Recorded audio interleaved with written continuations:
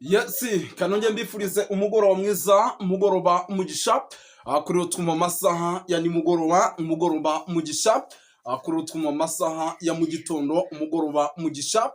Kuri utwuma amasaha yo ku gicamunsi biraza guterwa n'ukuntu ingengabihe yawe ihagaze. Hano mu Rwanda turi ku mugoroba wo ku itariki 2 z'ukwa kane cyangwa se z'ukwa gatanu kwito 2025. Birumvikana rero tuba tugarutse mu cyitwa makuru, tuba tugarutse mu cyitwa imiripuko, ibintu biba bikomeje kuba ibindi by'umwihariko rwose ku butaka bw'Uburundi, akaba ari nabyo rero tugiye kuba twinjiramo muri ano masaha nimugoroba mu buryo mwese cyangwa ubundi, tugenda tuba updatinga tubabwira uko situation ihagaze gatanu kuri kagenzi kako. Birumvikana rero tugiye kuba tubyinjiramo mu buryo navuga yuko budasanzwe. Munyemerere mbabwire ko uretse kuba uwitwa General Neva arimo arahigwa mu buryo navuga ko buremereye cyane, hari n'amakuru twamaze kumenya yuko hari abantu bamwe na bamwe muri CNDD FDD by'umwihariko bashobora nabo kuza gushyira mu gatebo kamwe na ka General Neva, ibintu bikaba byahindura isura by'umwihariko hano ku butaka bw'u Burundi. Koko uwitwa Reverien Ndikuriyo aba nabo bari mu rutonde rw'abashobora kuza kuba bahitanwa n'ibintu bikomeje kugenda biba hano mu gihugu cy'u Burundi. Ngira ngo ibi turaje tubyinjiramo neza gatanu kuri kagenzi kako, ariko mbere yo kubyinjiramo muri ano masaha y'umugoroba, munyemerere manze nisuriza abantu badukurikira kuko ni abantu b'agaciro. Munyemerere mbanze nisuriza abantu badukurikira bari hano mu gihugu cy'u Rwanda,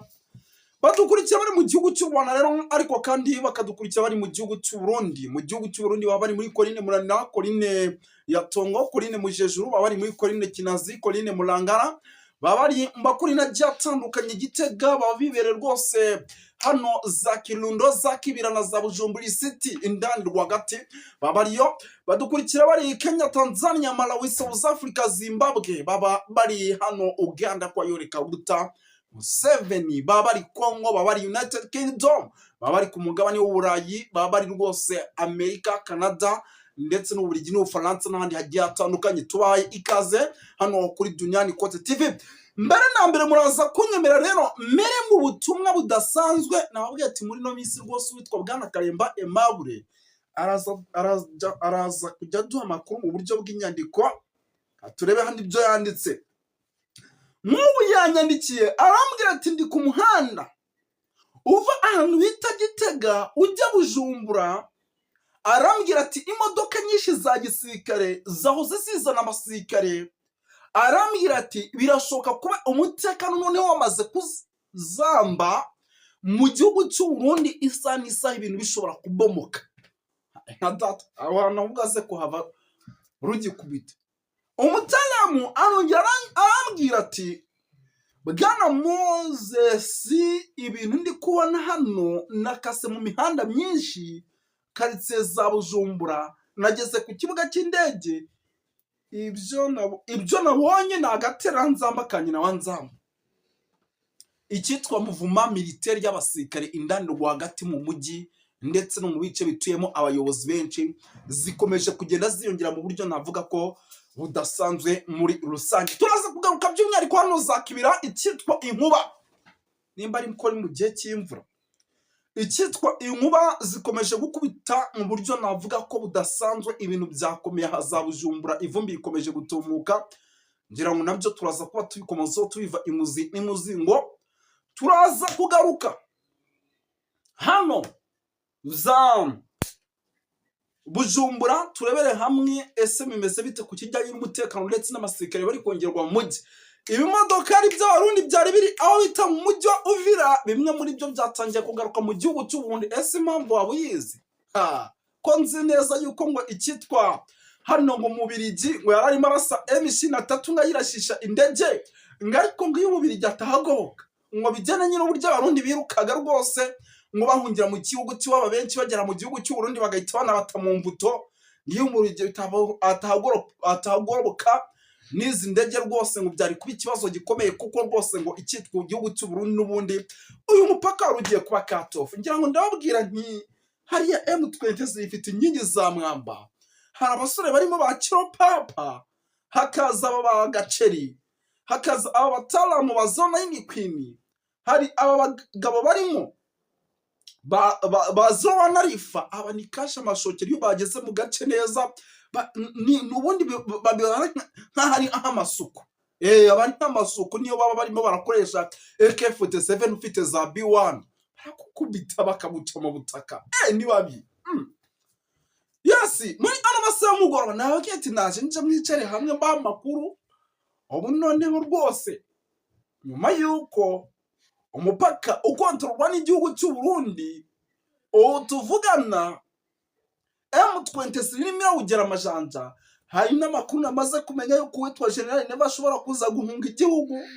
ndetse n'ibyo nababwiye mu masaha ya kare yuko uyu mugabo imodoka ye yagerageje kuraswaho avuye Gitega yerekeza Bujumbura amakuru arimo ngiraho rwose ngo uyu mugabo yaragiye ku kibuga cy'indege muri no minsi afite urugendo rwerekeza muri South Africa ariko nimba zagaruka simbizi kuko rwose ngo igihugu cyo kizasigara kiyobowe n'umugore we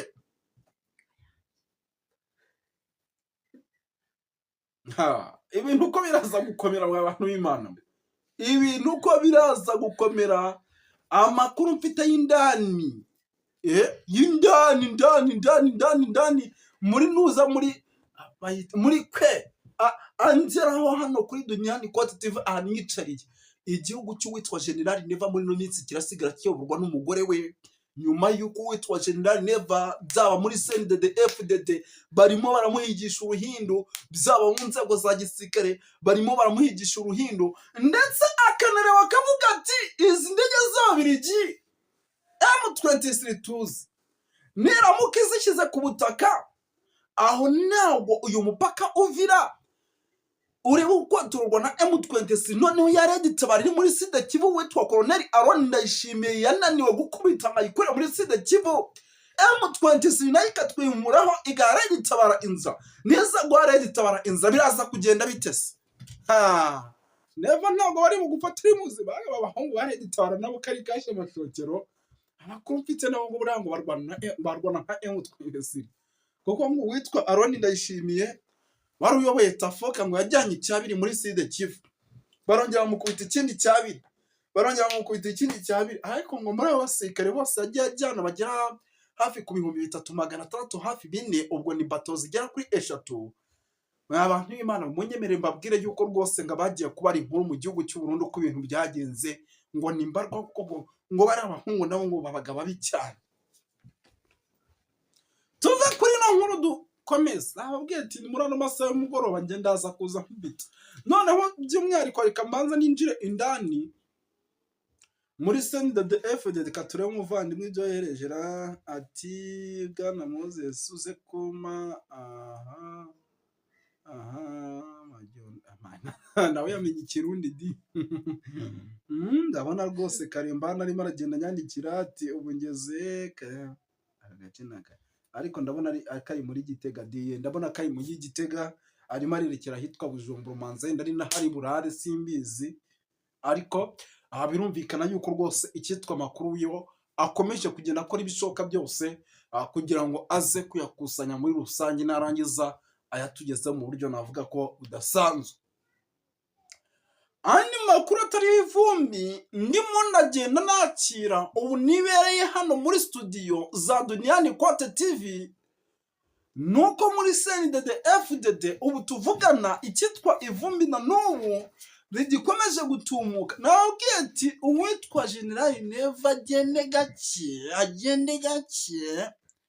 abahungu bamuri nabi kandi buriya abahungu bagiye kukuritura aho babera babi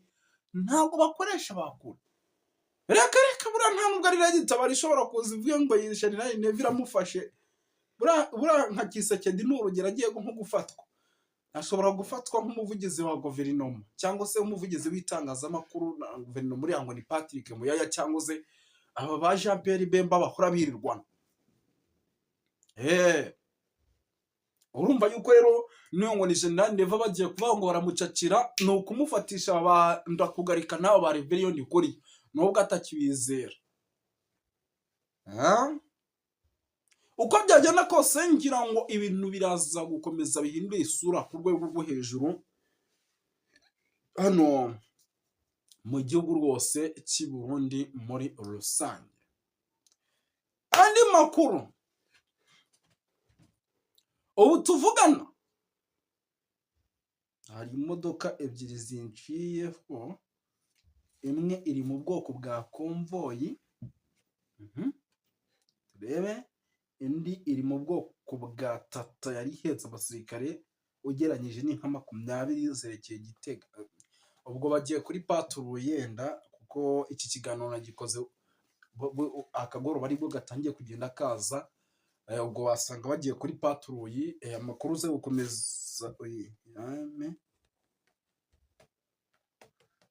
gukomeza uyame kugira ngo ibintu bigende neza. Ngira ngo amakuru ni menshi cyane, by'umwihariko arimo agendanye. Ubundi nababwiye nti hano kuri Duniani Code TV muzajya kumva mumbe no kwa General Neva turi kuhabwira ati noneho bari guteka gutya, babwiye ati saa sita batetse gutya na nimugoroba batetse bari, uko amakuru yacu duyahabwa n'abantu mindani nk'uko umushoferi wa General Peter Chirimwami yongeze hariya rwose ariwe wajya guma unuko Peter Chirimwami atakiriho, ariko ubundi yaramutwara akamubwira ntitugeza tubungu bagiye agahita nyarya kamera tubungu bagiye ku inama uyu witwa kanaka na kanaka, nanjye hasigaye nka breaking.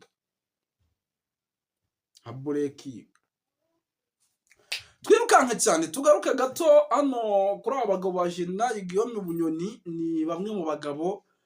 by'umwihariko bakomeje kugenda bagaragara cyane mu buryo navuga ko budasanzwe hano mu gihugu cy'u Burundi, ndetse bakaba bamwe mu bagabo bakomeje kugenda ndetse banatitiza bikomeye cyane by'umwihariko igihugu navuga yuko ari cy'i Burundi. Impamvu nkubwira ati ni bamwe mu bagabo bakomeje kugenda bagititiza, nuko kugeza amagingo amakuru ndimo ndakira ari uko byibura rwose barimo baracungishwa n'abijisho nyuma yuko uwitwa General Neva avumbuye yuko isaha ku isaha rwose ngayi bamwe mu bagabo bashobora kumukimbiza. Ubu tuvugana nabo rwose amakuru mfite nuko batangiye kugenda bacungishwa ijisho mu rwego rwo kugira ngo umutekano wabo ube wizeye ku rwego rwo hejuru. Ubwo rero rwose icyo nakubwira cyo ibintu bishobora kuza gukomeza guhindura isura mu buryo bumwe cyangwa ubundi, by'umwihariko mu bice bigiye bitandukanye. Nimba uwitwa Bunyoni arimo arahigwa, tukabona uyu Ndakugarika arimo arahigwa, tukabona ba Reverien Ndikuriyo, uretse ko bamwe bahigwa n'ababita Agathon Rwasa, uretse ko bamwe bahigwa bitandukanye n'abandi, kuko nimba umwe ari muri guverinoma akaba acungishijwe ijisho ndetse mu nzego za leta adashobora gufata umwanzuro ameze nk'igipupe, ubwo birumvikana yuko abari inyuma cyane batari mu nzego za guverinoma indani hagati n'ubundi nabo bakomeje kugenda bahigwa mu buryo mwese cyangwa ubundi. Ngira ngo maze iminsi mbabwira ati igihugu cy'u Burundi witwa Evariste Ndayishimiye afite ubwoba yuko isa n'isaha ari igihugu gishobora kubamo intambara mu buryo butunguranye, kuko mu minsi ishize amaze iminsi aganira n'ikinyamakuru cya France 24. Ngira ngo twasomye bimwe mu byo yavuze kugeza na n'ubu rwose utatinya kuvuga yuko ngo igihugu cy'u Rwanda kizana mu mazina akivuga inshuro nyinshi, nubwo ibi rwose tuzi neza yuko igihugu cy'u Rwanda ntaho gihuriye nabyo, ariko n'umwe mu bantu rwose bakomeje kugenda igihugu cy'u Rwanda bakivuga inshuro nyinshi, bakigarura bakizana mu bintu bijyanye ngo bifitanye isano n'umutekano muke mu gihugu cy'u Burundi. Ariko ibyo ngira ngo rwose nta bimenyetso nta bike nta evidence, ndetse igihugu cy'u Rwanda nta nubwo gishobora kujya kubangamira igihugu cy'u Burundi kuko gifata nk'ikivandimwe. Ariko wafata umuvandimwe ukamubwira ngo ugiye kumubangamira ngo umugire umuteshe umutwe, reka nawe kanya nta nubwo u Rwanda rwakabona pe. Reka tugaruke gato by'umwihariko hano za Kibira kugeza amagingo n'ubu inkuba rwose zigikomeje gukubita. Turumva uyu munsi hapiremo abasirikare, ejo tukumva ngo hapiremo abasirikare, ejo tukumva ngo hapiremo abasirikare. Munyemere mbabwire yuko rwose amakuru turimo turakira, uretse kuba bavuga bati ni Red Tabara iba yagabye ibitero hano, ahubwo ni ikijyanye n'isubiranamo ry'abasirikare indani rwagati rikomeje kugenda ribaho. Barimo barasubiranamo barangiza bakavuga bati ni Red Tabara, ni Red Tabara. Urumva yuko uko byagenda kose ibintu bishobora kuzahindura isura. Rero reka tubashimire, dusoreze ahangaha. Yari Moses wanyu nk'ibisanzwe, update kuri update 5 kuri 5 turaza kugoma tubakurikiranira amakuru. Murakoze cyane.